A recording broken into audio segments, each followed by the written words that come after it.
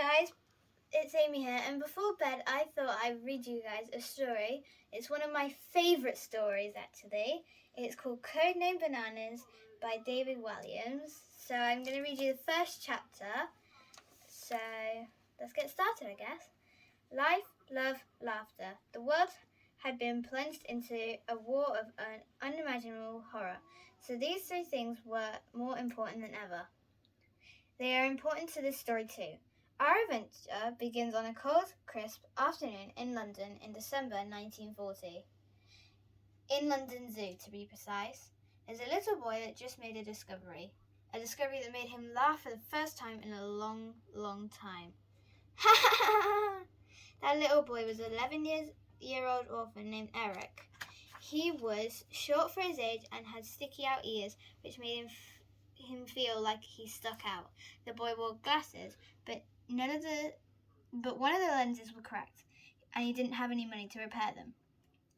As soon as the bell rang for the end of school, Eric would run out the gates as fast as his little legs would take him.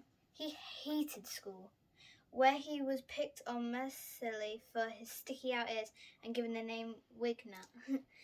Eric had been given strict orders by his grandmother to hurry straight home, but he couldn't resist taking a detour. From school, he dashed through the streets, dodging the mountains of rubble. There were adventures to be had in the wreckage of downed NASA planes, burnt-out double-decker buses, or bombed buildings. But the boy didn't dilly-dally. Oh no, he was in a rush to get to his favourite place on Earth, London Zoo. Apart from all the animals, the best thing about London Zoo was that Eric could get in for free. That was because his uncle worked there as a zookeeper.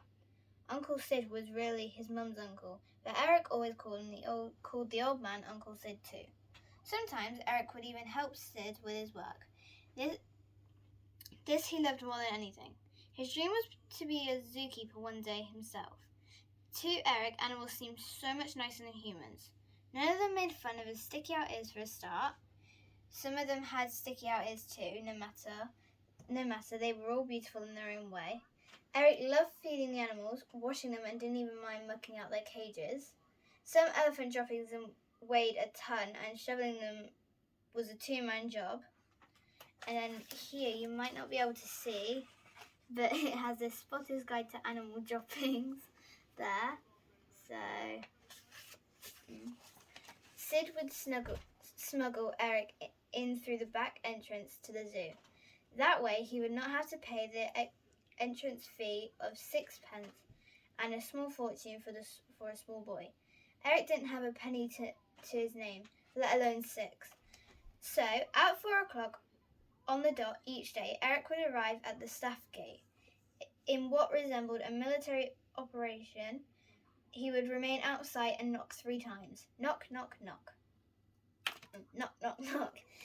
Then he would wait in silence until he heard twit-a-woo. This was his great uncle imitating the call of an owl. That sound meant the coast was clear.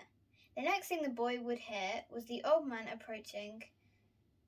Sid had tin legs. His real ones had been blown off in the First World War. Whenever he walked, there was the sound of clicking, clanking, and clunking. Click, clank, clunk. Password, the man would hiss, hiding on the other side of the gate. Wibble wobble, the boy would reply. Ha ha ha, chuckled Sid as he opened the gate. In you come. The password was different every day.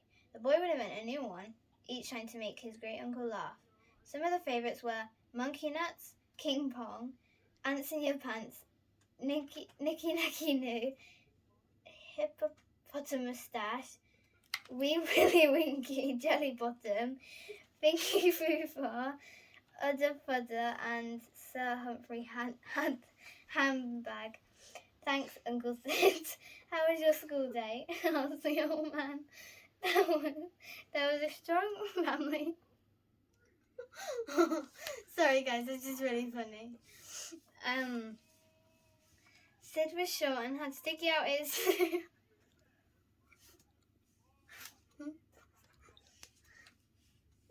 That's all for today, guys. Thank you.